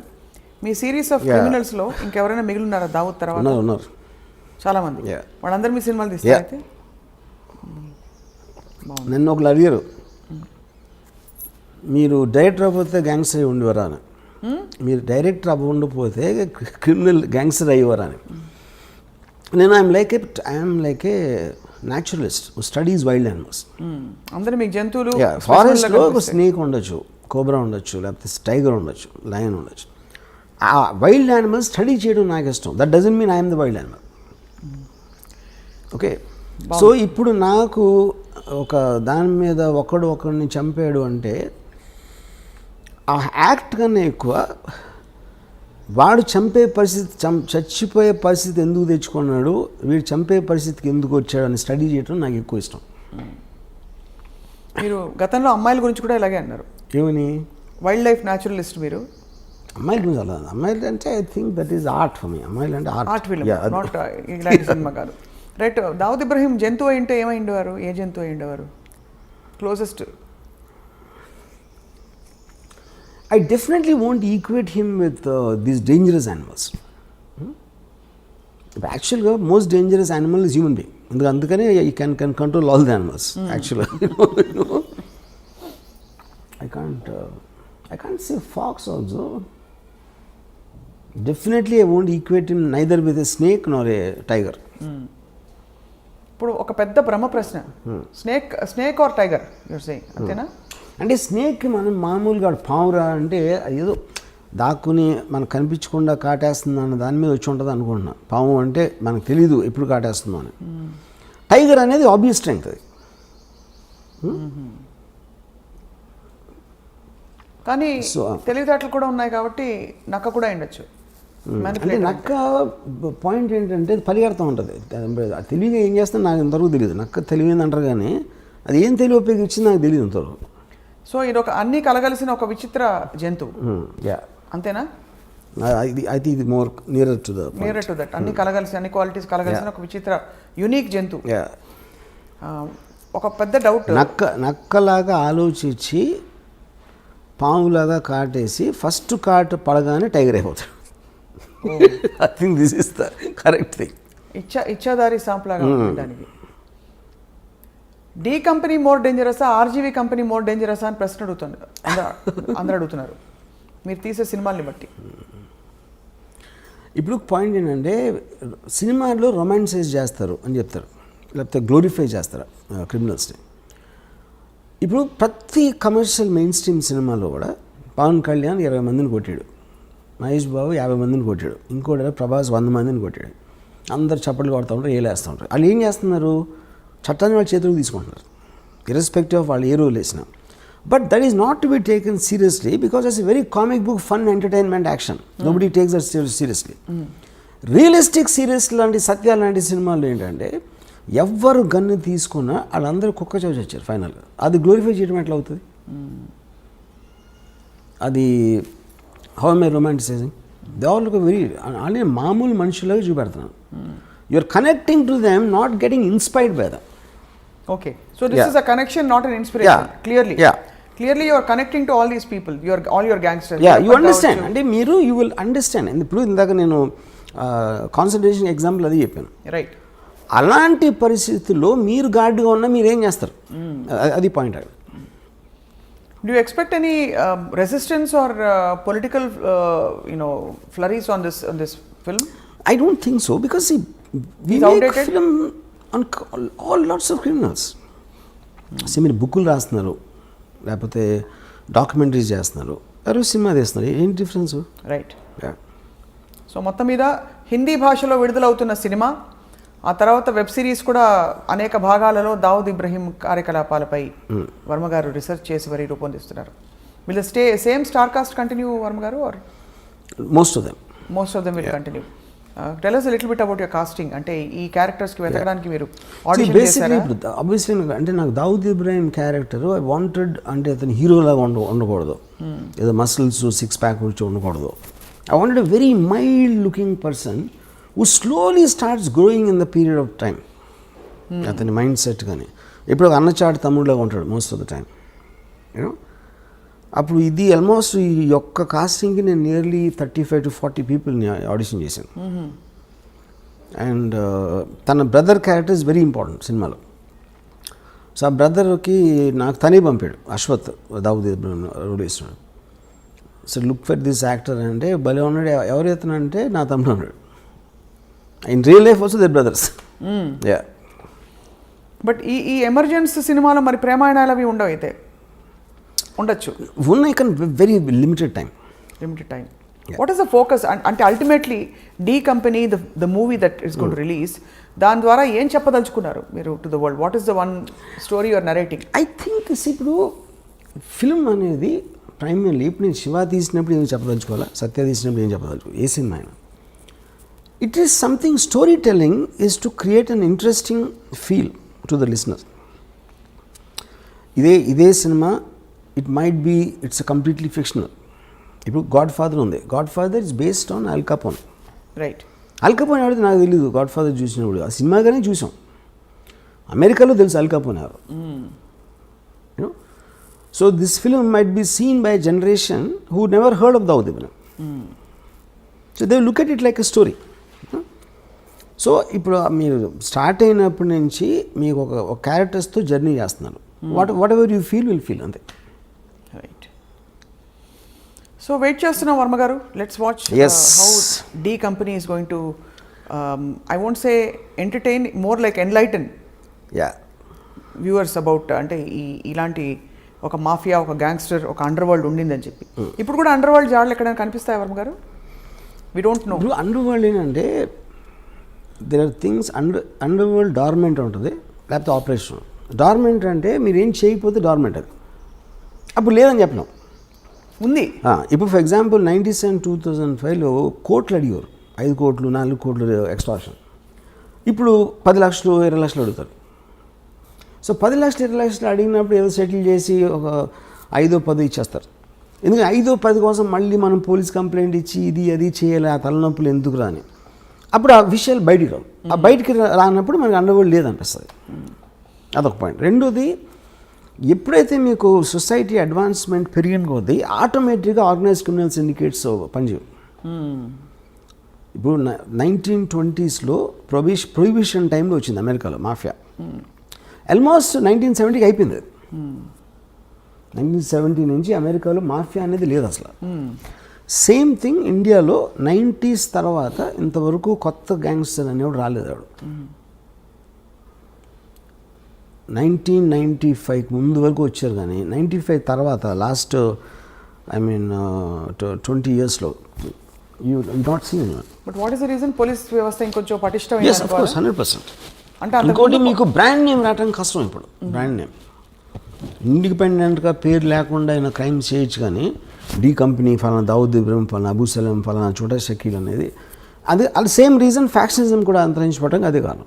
As much as it's unrelated. నిన్న ఇక్కడ మేదీపట్నం దగ్గర జరిగిన హత్య చూసారా? నేను చూడాల. Brutal murder. 2 లాయర్లు ఒక 2 వారాల క్రితం మర్డర్ అయ్యారు. అదే రోడ్ మీద చూసారా? అవును. అంటే వన్ వండర్స్. ఇప్పుడు కూడా అదే సిమిలర్. ఒక పవర్ స్ట్రగుల్లో ఒక వ్యక్తి వచ్చి, అఫ్ కోర్స్ అర్ధరాత్రి జరిగింది ఇది, ఇంకో వ్యక్తిని తలపై కటా కర్రేసి కొట్టేసి, అండ్ పొలిటికలీ కనెక్టెడ్ అని వినికిడి వస్తే ఇంకా అఫ్ కోర్స్ ప్రాథమికంగా బయటపడుతున్న విషయాలు. బట్ జస్ట్ నాకు ఇంకోటి ఏంటంటే, ఇప్పుడు లాస్ట్ ఫ్యూ ఇయర్స్లో ఈ రోడ్ల మీద చంపడం అనేది ఎన్నో సార్లు చూసాం. టూ మెనీ అయిపోయాయి. కానీ నా ఉద్దేశం అది ఎప్పుడు జరుగుతుంది, ఇప్పుడు సెల్ ఫోన్లు మనం తెలుస్తున్నాయి మనకి అని నా ఫీలింగ్. ఇంత దారుణంగా ఎప్పుడు జరిగాయి వర్మ గారు? రకరకాల సెల్ ఫోన్ వీడియోస్ మూలాన మనకు తెలుస్తుంది యాక్చువల్గా. ప్రతి ఓడి చేతిలో వీడియో తీసేసే పరికరం ఉండటం వలన ఈ బయటకు వస్తున్నాయి. అంతకుముందు ఇలాగే జరుగుతుంది, అది ఉండి కొత్తగా రోడ్డు మీద చంపుదాం అని ఒక fresh batch of thinking, I doubt that is the point. చాలాసార్లు మర్డర్స్ ఇప్పుడు మీ దారిలో ఉన్నప్పుడు, ఎందుకంటే మీ ఇంట్లో ఉన్నప్పుడు ఎక్కడికి వెళ్తున్నప్పుడు కాకుండా ఈ రోడ్లో వస్తాడు అన్న ప్లానింగ్స్ చాలా ఎక్కువ ఉంటాయి. చాలా ఫ్యాక్షన్ మర్డర్స్ కూడా జరిగినాయి, అదే అండర్ వరల్డ్ కూడా అదే జరుగుతాయి. I think it is cell phones which are making us feel ఏదో ఈ మధ్యన స్టార్ట్ అయినాయి అన్నట్టు. రైట్. యా, వర్మ గారు మీరు పాడిన పాట మా కోసం బిఫోర్ వి వైండ్ అప్, చాలా ఫిలసాఫికల్ పాట, కత్తులతో సావాసం తర్వాత. हम आते हैं खाली हाथ, जाते हैं खाली हाथ. అది అంతే ఫిలసాఫికల్గా డీప్గా పాడారు. ఇంకోసారి. No. But it is actually quite surprising to see ఒక సీరియస్ సబ్జెక్ట్కి మీరు ఎంత ఆబ్జెక్టివిజం, ఎక్కడ ఎమోషన్ ఇంటర్ఫియర్ కాకుండా ఆబ్జెక్టివ్గా ఒక కథని కథగా చూసి ఒక వాస్తవాన్ని ఎన్ని అవాంతరాలు, సవాళ్ళు, క్వశ్చన్స్, క్రిటిసిజం వస్తాయని తెలిసి కూడా మీరు నేను చేసేది చేసి తీరుతానని చెప్పి మరొకసారి ప్రూవ్ చేశారు. సో ఈ సినిమా అదే స్థాయిలో ఉంది. సో నేను ఇందాక చెప్దామని మర్చిపోయాను. నాకు ఇప్పుడు నేను క్రిమినల్ అవ్వలేను, ఇప్పుడు అవ్వను. కానీ క్రిమినల్ ఆర్గనైజేషన్ ఎవడన్నా పెడతానంటే నేను మంచి కన్సల్టెంట్ అవ్వచ్చు. Criminal organisation consultant. అప్పుడు ఎవరెవరు కాదు, ఏ గ్యాంగ్స్టర్స్ ఏ తప్పులు చేశారు అది మనకి రిట్రాస్పెక్ట్లో చూసాం కాబట్టి ఆ కారణాలు అర్థమైనాయి. కాబట్టి ఇలాంటివి చేయకుండా ఉండాలి, ఇలాంటి సజెషన్లు. అలా కాకుండా పోలీసులకి ఇవ్వచ్చు కదా సలహాదారుగా, సలహాలు పోలీసులకి ఇవ్వచ్చు కదా. అంటే కాదు, పోలీసు ఫస్ట్ ఆఫ్ ఆల్ పోలీసులు కూడా ఇస్తాం. పాయింట్ ఏంటంటే పోలీసులు క్రియేట్ జరిగేది క్రిమినల్ ఆర్గనైజేషన్. ఇప్పుడు ఎవడో కొత్తగా కూడా కంపెనీ పెడదాం అనుకుంటున్నాడు, వాడు కన్సల్టెన్సీకి వెళ్తాడు. ఎందుకంటే కన్సల్టెన్సీ ఇలాంటి కంపెనీలు ఎన్నో ఉన్నాయి, వాడి హిస్టరీ ఏంటి, బ్యాక్గ్రౌండ్, ఆ మటీరియల్ అంతా ఆడి దగ్గర ఉంటుంది. ఆడు చెప్తాడు ఏది చేయాలి చేయకూడదని ఏదో సలహాలు వేస్తాడు, which is why it's called consultancy. అది నేను మంచి కన్సల్టెంట్ అవుతాను, కొత్తగా ఎవడన్నా దావుద్ ఇబ్రహీం అవుదాం అనుకుంటే అని. మీరు ఆ సేవల్ని మీరు అందించడానికి సిద్ధంగా ఉన్నారు ఈ రీసెర్చ్ అంతా చేసిన తర్వాత. మీరే ఎందుకు పెట్టరు అసలు? That's the whole point. My interest is to study the criminal psychology. తలకాయ నొప్పని చేయరా అంటే అవన్నీ సరే. And I believe it doesn't work. First of all, crime doesn't work 99.9% of the time. ఏదో ఒకళ్ళు ఇద్దరు సక్సెస్ఫుల్ అయిపోయి బయటకు వచ్చేయడానికి ఛాన్స్ ఉంది, కానీ all of them will either die or will end up in jail for sure. And you don't like both? Yeah, why should I? I'd rather really study them and make films. Yeah. So మీరు వాళ్ళకంటే తెలివైన వారు, వాళ్ళ కథల్ని వాడుకుని మీ ఇష్టం వచ్చిన పద్ధతిలో మీరు సినిమాలు తీసి you're making money, making a name for yourself, and creating a controversy and remaining in the center of things when the actual criminal who gave you the story is not around. So most తెలివైన model Ram Gopal Varma గారు. Yes sir. So on that note, criminals వేరే మీద బతుకుతా ఉంటే నేను criminals మీద బతుకుతున్నా. అదే అదే దిగులు వస్తుంది. ఇన్ఫాక్ట్ నాకు ఎవరంటే వై దావుద్ ఇబ్రహీం అంటే because I owe my living to him అని చెప్పి. దావుద్ ఇబ్రహీం అని పట్టకపోతే నేను గ్యాంగ్స్టర్ సినిమాలు చేయగలిగి ఉండదు. గ్యాంగ్స్టర్ సినిమాలు లేకపోతే అసలు నాకు starting from Shiva to Satya to company to D company ఆయన ఒక్కడే స్ఫూర్తి. Underworld came from him. అది నా పాయింట్. సో ఫస్ట్ మీ క్రిమినల్ ఇన్ఫ్లుయెన్స్ మీ మీద ఆయనదే. మీ ఇంట్లో ఫోటో ఉంది, ఆయన పూజ చేసుకుంటారేమో అని. ఫోటో మొత్తం నా మైండ్ అంతా అదే ఉంది. నా హృదయంలో ఉన్నాడు. హృదయంలో ఎవరో వచ్చి ఇప్పుడు మీ ఆఫీస్ మీద దాడి చేస్తారేమో అని భయంగా ఉంది. బాగా తెలుసు అని చెప్పేస్తారేమో మీరు. చాలా మంది నమ్ముతారు అది. నీకు తెలిసినా నేను ఇంకా నమ్ముతున్నాను. అంటే నేను ఇంకా నాకు ఎక్కడో లేలగా డౌట్ ఉంది. అంటే ఈ సినిమా తీయించినవి ఎలాగో ఎంప్లాయర్స్ ఎవరో తెలియదు కదా ఈ మోడల్లో. తెలియదు ఎవరు పెట్టుబడి పెట్టించి ఆ చిన్న బుజ్జి సరదా వర్మగారి చేతో సినిమా తీయించుకుందామనే సరదా తీర్చుకుంటున్నారేమో అని. సలీం ఫ్రూట్ అనే ఒక ఈజ్ యాక్చువల్లీ చోటా షకీల్స్ బ్రదర్ ఇన్ లా. అతను కలిసాను బాంబేలో. నేను దావుద్ ఇబ్రహీం గురించి మాట్లాడుతూ ఉంటే తన ఎక్స్ప్రెషన్ అదేంటిది చూస్తున్నాడు. అంటే తనకి బాగా క్లోజ్. ఓ తనకు తెలిసిన మనిషి గురించి నేను వీడి దగ్గర వింటున్నాను అనేది మాట ఎక్స్ప్రెషన్. అంటే obviously he has a different vision. అదే ఇప్పుడు యాజ్ ఎ ఫిల్మ్ మేకర్ ఇప్పుడు నేను ఒక చిన్న టైంలో ఒక మనిషి జీవిత కథని నేను ఇంత టైంలో చెప్పాలంటే ఆటోమేటిక్గా ఒక సినిమాటిక్ ఆస్పెక్ట్ ఉంటుంది. దావుద్ ఇబ్రహీం ఎలా మాట్లాడతాడు, ఏం మాట్లాడతాడు ఒక చెప్తాను. అదే లైను తను ఎప్పుడు వినలేదు అనుకోండి, ఈ సలీం ఫ్రూట్ అనేవాడు ఆటోమేటిక్గా look it a very fake thing. ఇప్పుడు Dawood Ibrahim is not educated గా. ఇప్పుడు నేను చాలా ఫిలాసఫికల్గా మాట్లాడుతూ ఉంటే Dawood Ibrahim philosophy, for example నేను ఇవాళ ఒక ట్వీట్ పెట్టాను, I never intended to be a criminal, I'm just using crime to fast track my legitimate success. Dawood Ibrahim అని కోట్ చేశాను. అది 100% దావుద్ ఇబ్రహీం అని నాకు తెలుసు. ఆయనకి ఇంగ్లీష్ వచ్చి ఉండదంతా ఎగ్జాక్ట్లీ ఫ్రేజ్ హిందీలో కూడా అని ఉన్నాడు. కానీ నేను అర్థం చేసుకునేది ఒక స్పిరిచువల్గా పెట్టిన. ఫర్ ఎగ్జాంపుల్ గాంధీ సినిమాలో గాంధీ అన్న ఏ డైలాగ్ కూడా తను ఇప్పుడు అనలే లైఫ్ టైంలో. అది రిచర్డ్ యాటన్బర్గ్ స్క్రీన్ ప్లేలో డైలాగ్స్ అయినాయి. సో మీరు ఒక స్పిరిట్ని క్యాప్చర్ చేసినప్పుడు which is what art is about. Art is about what it could be, not about what it is. ఒక మనిషి థాట్ గంటలో చెప్పింది మీరు ఒక కోట్లో వచ్చింది అనుకోండి, ఆ కోట్ ఏంటి పెద్ద స్పీచ్లో ఒకటి వస్తుంది లైన్, మీరు కోట్ ఒక్కటి హైలైట్ చేసినప్పుడు దాని ఇంపాక్ట్ ఎక్కువ ఉంటుంది. అవును. యా ఇప్పుడు ఆ పెద్ద సీన్లో మళ్ళీ మళ్ళీ దానికి తిరిగి వస్తాను. మీ ఆత్మంతా బయట పెట్టిన ఆ ఒక్క డైలాగ్, ఇతను దొంగగా ఎందుకు మారాడో దాని వెనకాల పెద్ద కథ ఉంది. శ్రీదేవి క్షణం. Actually every criminal will have the very similar story. ఆ స్టార్టింగ్ పాయింట్ అనేది చాలా ఎమోషనల్గా ఉంటుంది without exception. Where is the limit అంటే ఇప్పుడు ఫర్ ఎగ్జాంపుల్ పోవర్టీ ఉంటుంది, 1 కోటి మంది పూర్ పీపుల్ ఉన్నారు అనుకోండి, దాంట్లో క్రిమినల్స్ 10 మంది ఉంటారు. 0.01% క్రిమినల్స్ అవుతారు. సో ద జస్టిఫికేషన్ అనేది మన ఇప్పుడు ఫర్ ఎగ్జాంపుల్ బతుకంతా బానిసగానే ఉండాలి ఒకటి ఫిక్స్ అయిపోతాడు.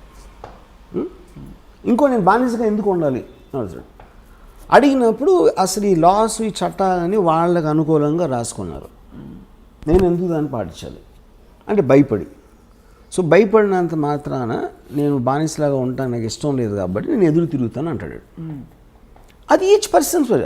అప్పుడు సొసైటీకి ఉన్న బలంతో వాడు ఎదురుకి తిరిగినప్పుడు వాడిని నొక్కేస్తారు. నొక్కలేకపోతే ఇంకా ఎదుగుతాడు, ఇంకెప్పుడూ నొక్కుతారు, లేకపోతే ఒక్కొక్కసారి నొక్కడానికి ఛాన్స్ ఉండదు. సో ఈ ఎబిరేషన్స్ ఈ కాన్ఫ్లిక్ట్స్ అనేవి మనకు రోజు జరుగుతూ ఉంటాయి. మనం ఇన్ని సంవత్సరాలు ఇన్ని వందల వేల సంవత్సరాలు ఉన్నా కూడా ఇంకా మనం క్రైమ్తో దెబ్బలాడుతున్నాం అంటే అలాంటి మైండ్ సెట్స్ అని ఎప్పుడు పావు. అది పాయింట్. కానీ it also reflects on the system of law and order in the country. అంటే ఇలాంటి ఆఫ్ కోర్స్ మీకు ఎక్కడైనా ఫర్ ఎగ్జాంపుల్ మనకి 2010 వరకు the under world was very very operative in India. 1970లో అమెరికాలో పోయిందని చెప్పి అన్నారు. So that absolutely depends upon the country's advancement. So ఇప్పుడు భారతదేశం అడ్వాన్స్డా కదా క్రైమ్ని కర్బ్ చేయడం? It might be far more better than Venezuela, maybe Pakistan, maybe some other country, but not as much as America. Yeah. But actually objectively what do you think of how we have curbed crime? See, every country is advancing rapidly. కేవలం మనకి ఇప్పుడు social media మూలాన ఈ cell phone videos మూలాన మనకు ఒక ఇది వస్తుంది, ఈ ఫీలింగ్ వస్తుంది, ఓ తెగ జరిగిపోతున్నాయి అసలు మర్డర్స్ అని. కానీ మీరు సెన్సస్ స్టాటిస్టిక్స్ తీసుకుంటే I'm sure it won't be the case. ఇప్పుడు అనంతపూర్లో 20 years బ్యాక్ కడప అనంతపూర్ డిస్ట్రిక్ట్లో number of murders I'm sure 10% కూడా ఉండవు ఇప్పుడు. కానీ ఎక్కువగా హైలైట్ అవుతాయి అంతే, because of the media. So Dawood Ibrahim గ్యాంగ్స్టర్ని ఇండియా వెతుకుతున్నప్పుడు ఇండియాలో పట్టుబడి ఆయన జైలుకి వెళ్తే మీరు సంతోషించారా? మీకు ఏ ఫీలింగ్స్ ఉండవా? ఏ ఫీలింగ్స్ ఉండవు. ఎందుకుండవు? Because I am like I said, I am a studier of the underworld. I don't have an emotional connection with them. But you are also a citizen of the country, sir. Yeah. So you don't have any emotions for a man being caught? Yeah, because like I said, ఇందాక చెప్పాను కదా, ఒక మనిషి ఇంకొకరిని చంపే పరిస్థితి వీడికి ఎందుకు వచ్చింది, చచ్చిపోయేంత పరిస్థితి వాడికి ఎందుకు వచ్చింది, ఈ ఒక్కదాని మీద నాకు ఇంట్రెస్ట్ ఉంటుంది. Because I don't want to be judgmental on things which I did not experience myself. Are you judgmental about things you at least you experienced? My experience అంటే మీ లైఫ్లో మీకు ఎప్పుడైనా see భయాలు ఆందోళనలు ఏ మనిషి అయినా వాడు అది చేసినప్పుడు వాడికి ఒక కన్విక్షన్తో చేస్తాడు యూనో. సో అలాంటప్పుడు నేను చేసినప్పుడు నేను క్రైమ్ అనుకున్నది. ఏ మనిషి కూడా క్రైమ్ చేస్తానని అనుకుని చేయడు. బికాజ్ వాడి మైండ్లో ఏదో ఆడికి ఒక కన్విక్షన్ ఉంటుంది. ఇందాక నేను చెప్పినట్టు. So are you telling me Dawood ఇబ్రహీంకి ఇవన్నీ చేయించినప్పుడు నేను తప్పు చేస్తున్నది చట్ట విరుద్ధం అని తెలీదా? చట్ట విరుద్ధం వేరు. చట్ట విరుద్ధం అనేది వాళ్ళు ఎలా చూస్తారంటే పోలీసులు మాకన్నా కరప్టు, పాలిటీషియన్స్ మాకన్నా కరప్టు, వాళ్ళు సిస్టమ్ని అడ్వాంటేజ్ తీసుకున్నప్పుడు నా చేతనతో నేను తీసుకుంటున్నాను అని ఆలోచిస్తారండి. See, they believe 90% of the people are idiots. Power పొజిషన్స్లో ఉన్న అందరికీ కామన్ థాట్ అది. పోలీసులు అదే అనుకుంటారు, పొలిటీషియన్స్ అదే అనుకుంటారు, అండర్వరల్డ్ కూడా అదే అనుకుంటారు. సో ఎవరికొన్న సిచ్యువేషన్లో ఎవరికొన్న పవర్లో మేము ఎలా తీసుకోవాలి, ఎలా బయటపడాలి అని ఒక్కటే ఆలోచిస్తారు. కానీ they will never think about themselves consciously doing something wrong. So you feel that Dawood Ibrahim never ever feels he has done something wrong? No. అంటే despite the fact that the whole country is looking for him. See, whole country is a very media. Whole country అంటే అది See, అది సంబంధం లేని వాళ్ళు ఆలోచిస్తాను, వాళ్ళు అలా ఆలోచిస్తారు. ఇప్పుడు మన ఇద్దరం ఉన్నాం, మనకి ఏంటి అండర్ వరల్డ్ ఏం కనెక్షను? ఇప్పుడు ఈ కెమెరామెన్కి ఏం connection? Then he never touched any part of our life. Okay, so they don't care about us. వాళ్ళు డైరెక్ట్గా ఇన్వాల్వ్ అయిన వాళ్ళు, అది పోలీస్ ఆఫీసర్లా, ఏదో బిజినెస్ మ్యానా, వీళ్ళ దాని మీద వాళ్ళ మనలాగే మీరు ఇంటికి వెళ్ళినప్పుడు మీ ఫ్యామిలీ, మీకు ఉన్న ఇమీడియట్ కలీగ్స్, వాళ్ళు తప్పిస్తే మిగతా ప్రపంచం, మిగతా హైదరాబాద్ సిటీకి మనకేం కనెక్షన్ అసలు? నిజంగా అంత డిటాచ్డ్గా డిస్కనెక్టెడ్గా ఉంటారు. అందరూ ఉంటారు, వాళ్ళే కాదు. మనిషి అన్నవాడు ఎప్పుడు వాడి పరిధిలోంచి బయటికి వెళ్ళి వాళ్ళు ఏమనుకోండి, వాళ్ళ పరిధిలో ఉన్న వాళ్ళ గురించి ఆలోచిస్తారు మ్యాక్సిమం. అది అప్పర్ లిమిట్. సో ఈ బిఫోర్ అంటే వైండప్ చేసే నేను ఒక చిన్న ఎగ్జాంపుల్ చెప్తాను. చెప్పండి. చోటా రాజాను ఒక మనిషి సౌత్య అని అతను బాగా అంటే ప్రాటజీ అన్నమాట, ఆల్మోస్ట్ తమ్ముడిలాగా చూసుకుని ఒక పర్టిక్యులర్ స్టేజ్లో దావుద్ ఇబ్రహీంకి చోటా రాజన్కి గొడవ వచ్చినప్పుడు ఈ సౌత్య అనేవాడు రాజాన్తో కలిసిపోయాడు. కలిసి చోటా రాజాని చంపడానికి ప్లాన్ చేసి ఆ ప్లాన్ ఏమో వర్కౌట్ అవ్వలేదు. చోటా రాజాని పారిపోయిన తర్వాత ఇదంతా దుబాయ్లో జరిగింది. దుబాయ్లో చోటా రాజాని కోపంతో వాడు నేను తీసుకొచ్చి ఆయన అంత పొజిషన్ ఇస్తే నన్ను చంపడానికి ట్రై చేసి దావుద్ భాయ్తో చేతులు కలుపుతాడు, ఆయన చంపి తీరాలని. పక్కన వాళ్ళందరూ ఇంపాసిబుల్, అటు దుబాయ్లో ఉన్నాడు, మీరు దుబాయ్లో అనే మర్డర్ అనేది ఎప్పుడు జరగలేదు. అంటే వీడు ఏం చేశాడంటే ఒక బాంబే నుంచి 4 తెప్పించి హిట్మెన్ దుబాయ్లో చేయలేదు ఎప్పుడు, కానీ ఎప్పుడు చేయనంత మాత్రాన ఫస్ట్ టైం దేనికన్నా ఫస్ట్ టైం ఉంటుంది. దావుద్ భాయ్కి పవర్ ఉంటే నాకు ఉన్నాయి కాంటాక్ట్స్ దుబాయ్లో. నేను మొత్తం అన్ని అరేంజ్ చేస్తాను. మీరు వెళ్ళి హాలిడే లాగా వెళ్ళండి దుబాయ్, అక్కడ నా వాళ్ళు వచ్చి సౌత్యాన్ని ఎలా చంపాలో వాళ్ళు ఎక్స్ప్లెయిన్ చేస్తారు. మీరు కన్విన్స్ అయితే చేయండి, చంపేసి మీరు తప్పించుకోగలుగుతామని కన్విన్స్ అయితే చేయండి నేను చూసిన ప్లాన్ తర్వాత. లేదా మీరు హాలిడే ఎంజాయ్ చేసుకుని వెళ్ళిపోండి. ఇప్పుడు ఎంత డబ్బులు ఇస్తున్నా ఆల్రెడీ, మీరు సక్సెస్ఫుల్ అయ్యారంటే దీనికి 10 ఇస్తాను. ఒకవేళ అక్కడికి వెళ్ళి మీరు కన్విన్స్ అవ్వకపోతే మీరు తప్పించుకోగలుగుతానని, అప్పుడు మీరు హాలిడే ఎంజాయ్ చేసి వెళ్ళిపోండి, మళ్ళీ బాంబే వెళ్ళిపోండి. వీళ్ళు సరే వెళ్ళారు దుబాయ్. లేదు అక్కడ చోటరాజు మనుషులు వచ్చి వాళ్ళకి 5 స్టార్ హోటల్ పెట్టి అంత చేసి అక్కడి నుంచి ఒక సాయంత్రం జిమ్, ఒక మాల్ ఉంది, మాల్లో బయట ఒక జిమ్ ఉంది. సౌత్య రోజు అక్కడికి వస్తాడు. వీళ్ళు కార్లో కూర్చొని చూశారు, అక్కడ లోపలికి వెళ్ళాడు. ఈ రాజన్ మనిషిని తీసుకొచ్చి ఇక్కడి నుంచి మీరు ఈ కొంచెం ఇలా వెళ్ళి లెఫ్ట్కి తిరిగితే ఒక రోడ్డు ఉంది, ఆ రోడ్డు ఇంకో 100 మీటర్స్ చివరికి వెళ్ళి రైట్కి తిరిగితే ఇక్కడ ఒక రెడ్ వ్యాన్ ఉంది.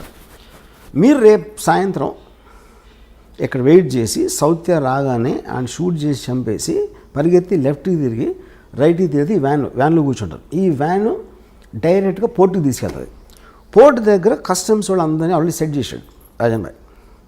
వాళ్ళు మిమ్మల్ని బోట్లో ఎక్కిస్తారు. ఆ యాట ఇండియాకి వచ్చేస్తుంది అని డీటెయిల్స్ అన్నీ చెప్పి ఆ రోజు రాత్రి ఆ కస్టమ్స్ వాళ్ళు వచ్చారు కలవడానికి.